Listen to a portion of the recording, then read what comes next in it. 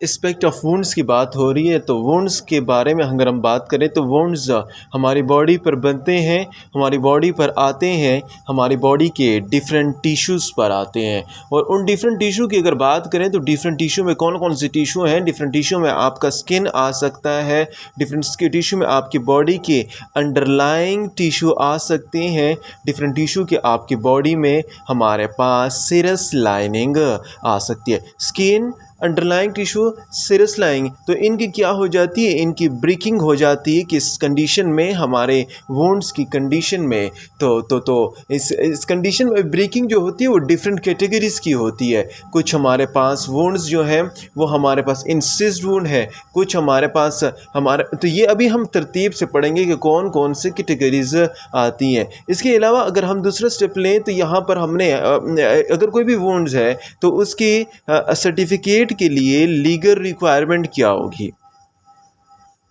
आप उसकी complete observation करेंगे तो आप उसकी सर्टिफिकेट या forensic certificate, legal requirement for forensic certificate, जब भी आप उसका फॉरेंसिक का सर्टिफिकेट बनवाएंगे तो उस सर्टिफिकेट में आपकी लीगल रिक्वायरमेंट क्या है, या फर्स्ट ऑफ ऑल ऑब्जर्वेशन में आपने क्या देखना है और क्या नोट करना है जो आपने मेंशन करना है सर्टिफिकेट। नंबर 1, शेप को, शेप ऑफ वुंड क्या है, साइज़ ऑफ वुंड क्या है।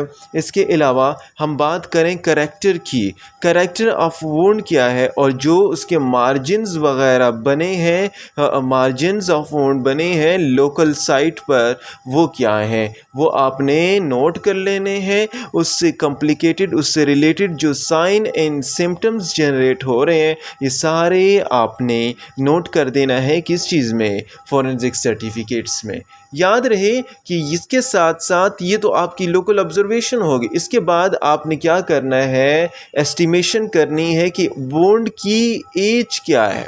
एस्टिमेशन ऑफ यानी एज आपने क्या करना है? वुंड बता देना है कि कब वुंड बना, कब है, इसका ड्यूरेशन ऑफ इंजरी कब हुई है, कितना टाइम हो गया इसकी इंजरी का। नंबर 2, मैनर ऑफ इन्फेक्शन क्या था, मैनर ऑफ इन्फ्लेक्शन मीन्स मतलब ये है कि यहाँ पर किस तरीके से ये यहाँ पर हमारे पास वुड जनरेट हुआ है वो आपने नोट डाउन कर देना है। लीगल रिक्वायरमेंट ऑफ सर्टिफिकेट में फर्स्ट ऑफ ऑल आपने ऑब्जर्वेशन लिखनी है और दूसरे सिम्टम्स लिखने हैं और एस्टिमेशन ऑफ एज लिखना है और किन किन काज की वजह से हमारे पास ये वुंड बना है वो आपने नोट कर लेना है। टाइप ऑफ वुंड की मैं अगर बात करूँ तो टाइप ऑफ वुंड में हमारे पास 2 किस्म के वुंड आते हैं।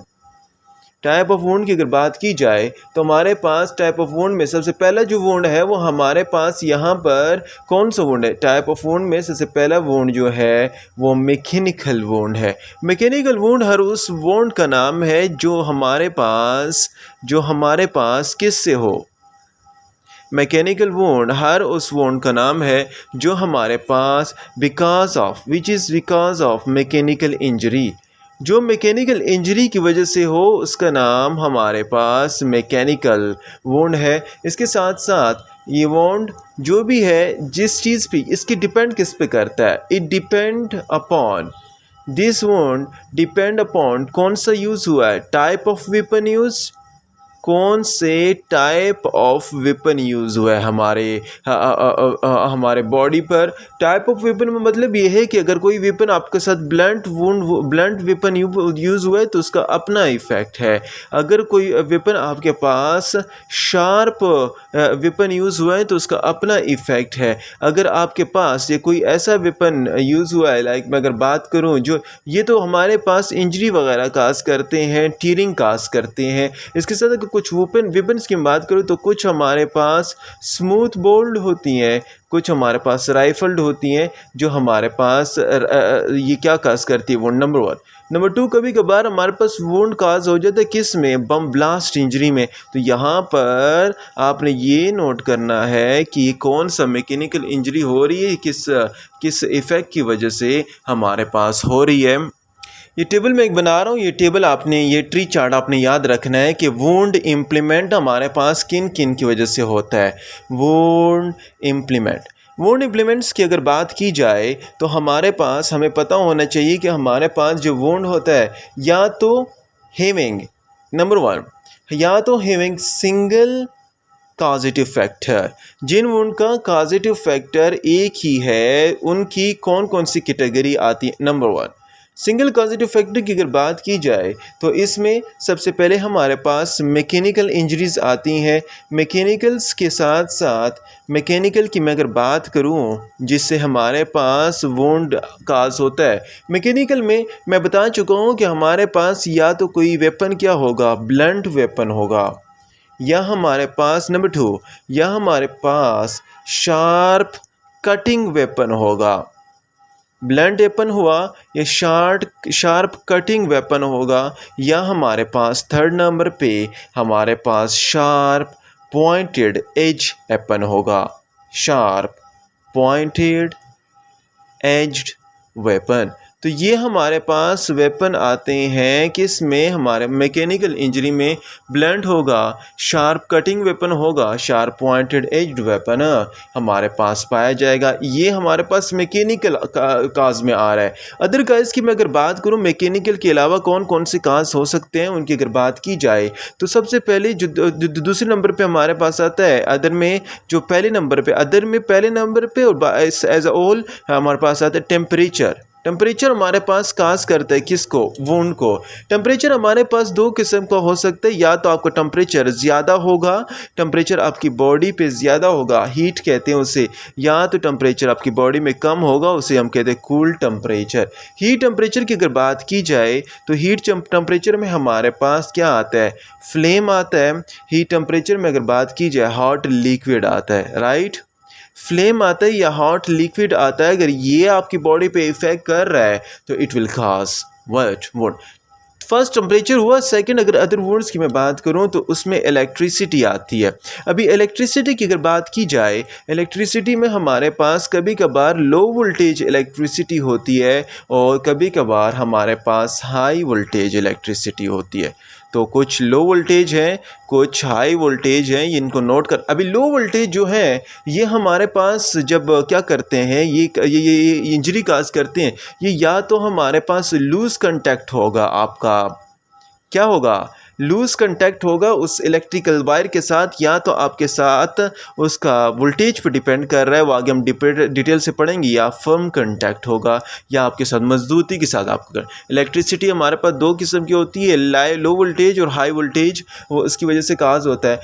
नंबर 3, तीसरी अगर बात की जाए अदर्स कैटेगरीज में, उसमें रेडिएशंस आती हैं। रेडिएशन का क्या रोल है, रेडिएशन की मैं अगर बात करूं तो कभी कभार हमारे पास रेडिएशन में नंबर 1 एक आर्टिफिशियल रेडिएशन होती है और दूसरा हमारे पास नेचुरल रेडिएशन होती है। अभी आर्टिफिशियल रेडिएशन कौन सी है और नेचुरल रेडिएशन कौन सी है। आर्टिफिशियल रेडिएशन की मैं अगर बात करूं तो आर्टिफिशियल रेडिएशन में हमारे पास कुछ आयोनाइजेशन रेडिएशन होती है जो कार्सिनोमा और वुंड्स इफेक्ट का, कुछ हमारे पास नॉन आयोनाइजेशन रेडिएशन होती हैं। तो इन दो कैटेगरीज को आपने याद रखना है कि आर्टिफिशियल और नेचुरल रेडिएशंस में हमारे पास भी ये क्या काज कर सकता है, वुंड काज कर। नंबर 4 की मैं अगर बात करूँ तो यहाँ पर क्या आ जाता है, नंबर 4 में कोरोसिव आ जाते हैं। कुछ हमारे पास में केमिकल्स हैं, कोरोसिव में केमिकल्स, जिसे हमारे पास नंबर 1 कैटेगरीज में अगर बात की जाए तो उसमें एसिड आता है, और दूसरी की अगर बात की जाए उसमें अल्कली आता है, जो अगर पॉइजनिंग हो जाए, पॉइजनिंग का केस, तो उससे भी हमारे पास वुड इम्प्लीमेंट होता है। यहाँ पर हमने किसका पढ़ लिया, mechanical injury, blunt sharp cutting weapon, या शार्प पॉइंटेड एज की वजह से हमारा मैकेनिकल आता है। टेम्परेचर की बात कीजिए तो हीट और कूल्ड कंडीशन आती है, हीट में हमारे पास फ्लेम की कंडीशन आती है और हॉट लिक्विड की कंडीशन। इलेक्ट्रिसिटी की मैं अगर बात करूं तो इलेक्ट्रिसिटी हमारे पास या तो लूज वोल्टेज होगा या तो हाई वोल्टेज होगा। लूज में हमारे पास लूज कंटेक्ट होता है और हाई वोल्टेज में फर्म कंटेक्ट होता है। रेडिएशन की बात कीजिए तो उसमें आर्टिफिशियल और नेचुरल दोनों होता है। आर्टिफिशियल में आयनाइजेशन और नॉन आयनाइजेशन, और कोरोसिव में एसिड और अल्कलीज। हमारे पास सिंगल कॉजेटिव फैक्टर हैं जो वुड को इम्प्लीमेंट करते हैं। अभी कभी कभार ये सिंगल कॉजेटिव फैक्टर है, इनका एक काज है, जबकि हमारे पास मल्टीपल काज की बात करें तो हमारे पास मल्टीपल कॉजेटिव फैक्टर कौन कौन से हैं। तो मल्टीपल कॉजेटिव फैक्टर आप नोट करते जाएं, हमारे पास कौन कौन से फैक्टर ऐसे हैं जो मल्टीपल कॉजेटिव फैक्टर हैं। मल्टीपल कॉजेटिव फैक्टर की अगर बात कीजिए तो मल्टीपल कॉजेटिव फैक्टर में हमारे पास कौन, नंबर फर्स्ट में हमारे पास बम ब्लास्ट आता है। बम ब्लास्ट की अगर बात की जाए तो हमारे पास बम ब्लास्ट में मल्टीपल इंजरीज होती हैं और मल्टीपल फैक्टर्स होते हैं। नंबर 2, दूसरी की मैं अगर बात करूँ तो इसमें हमारे पास फायर आर्म इंजरी आती है, गोली लगना वगैरह इंजरी में हमारे पास फायर आर्म इंजरी आती है। फायर आर्म इंजरी में या तो हमारे पास कोई गन यूज़ जो होगी या तो शॉर्ट गन होगी या हमारे पास इसके साथ साथ राइफल की वेपन होंगी। तो ये हमारे पास कौन सी इंजरी में आती हैं? ये हमारे पास मल्टीपल कॉजेटिव में आता है। मल्टीपल कॉजेटिव में राइफल वेपन की बात की जाए तो राइफल वेपन में 2 कैटेगरीज आती हैं, या तो आपके पास लो वेलोसिटी बुलेट होगा जिसकी वेलोसिटी क्या हो, कम हो, लो वेलोसिटी बुलेट होगा, या तो आपके पास हाई वेलोसिटी बुलेट होगा। 2 किस्म की कंडीशन है, या तो लो वेलोसिटी बुलेट है या तो हाई वेलोसिटी बुलेट है, जो किस कंडीशन में आती है, मल्टीपल कॉजेटिव फैक्टर्स में आ रही हैं, बम ब्लास्ट और firearm injury. This 2 are mainly include in multiple causative factor.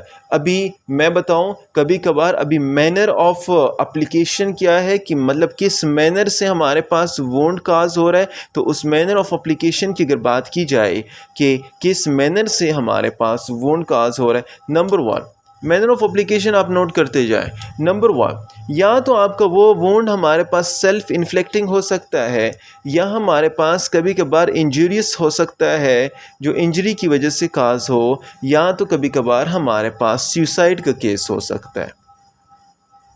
Self inflicted या इंजरी किसी को जिस रैंडम इंजरी हो या सुसाइड का केस हो। नंबर 2, दूसरी मैं अगर बात करूँ, या तो हमारे पास असॉल्टिंग का कंडीशन हो सकती है कि किसी को कत्ल किया गया हो, या हमारे पास असॉल्टिंग के साथ साथ होमोसाइड की कंडीशन भी हो सकती है कि आपने किसी को इंटेंशन के साथ किसी ने किसी को मारा हो।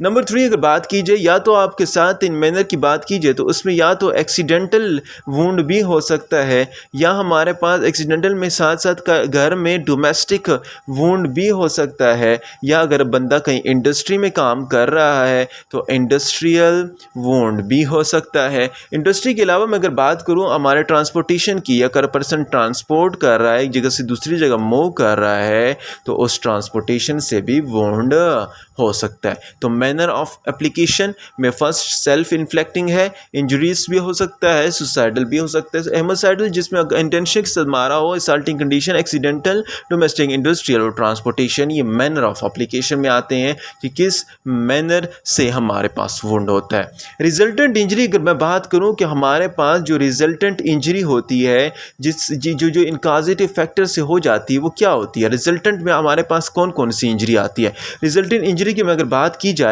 तो 2 किस्म की इंजरी होगी। एक इंजरी का नाम है एक्सटर्नल इंजरी जो आउटसाइड द बॉडी हो, और दूसरी इंजरी का नाम है इंटरनल इंजरी जो इनसाइड द बॉडी हो। एक एक्सटर्नल इंजरी है और दूसरी इंटरनल इंजरी है। एक्सटर्नल इंजरी की बात की जाए तो या तो एक्सटर्नल इंजरी में हमारे पास क्लोज्ड वुंड आएंगे या तो हमारे पास ओपन वुंड आएंगे। अभी क्लोज्ड वुंड कौन से हैं और ओपन कौन से हैं? क्लोज्ड वुंड में हमारे पास टीयरिंग नहीं होती, इसमें हमारे पास एब्रेजन आता है, नोट करते जाएं, एब्रेजन आता। नंबर 2 दूसरा हमारे पास ब्रूज आता है, ब्रूज। एंड नंबर 3 इसमें हमारे पास बर्न की कंडीशन आती है। तो ए बी सी याद रखें, ए बी की जो कैटेगरी है वो किस में आता है, क्लोज में आता है। इसमें हमारे पास टीयरिंग, एब्रेजन में टीयरिंग नहीं होती, स्किन जो है इंटैक्ट रहती है। यहाँ पर स्किन क्या है, इंटैक्ट है, स्किन की क्या नहीं हुई, टीयरिंग नहीं हुई। यहाँ पर बर्न की कंडीशन वगैरह भी आ सकती। ओपन वुंड की बात की जाए जो एक्सटर्नल बॉडी पे होता है, ओपन की कंडीशन की बात की जाए तो इसमें हमारे पास कैटेगरीज आती हैं। या तो ये आपके पास इंसिस्ड हो सकता है, या तो आपके पास लेसिरेटेड हो सकता है, या आपके पास नंबर 3 इज़ फायर आर्म की कंडीशन हो सकती है। इंसिस्ड, लेसिरेटेड, फायर आर्म की कंडीशन हमारे पास किस में आ रहा है, हमारे पास ओपन वुंड में आ रहा है। तो ये आपको क्या काज करेगा, ये आपको ओपन एक्सटर्नल इंजरी काज करेगा। इंटरनल की मैं बात करूँ जो इनसाइड द बॉडी हो, ये इनसाइड द बॉडी में हमारे पास इंट्राक्रेनियल हो सकती है, क्रेनियम के अंदर हो सकती है, इंट्रा थोरेसिक हो सकती है, थोरेसिक रीजन के अंदर हो सकती है, या इंट्रा एब्डोमिनल हो सकती है, एब्डोमेन के अंदर हो सकती है। This is internal causative positive factor of resultant injury जो हमारे पास इंटरनल इंजरी काज कर देता है। तो यहाँ पर मल्टीपल पॉजिटिव फैक्टर कौन से हैं? बम ब्लास्ट, फायर आर्म वगैरह वगैरह, शॉर्ट गन होता है, राइफल वेपन होता है, राइफल लो वेलोसिटी बुलेट होता है, high velocity, manner of application self injurious और सुसाइड, असॉल्टिंग हो सकता है, होमिसाइड, एक्सीडेंटल, होमेस्टिक।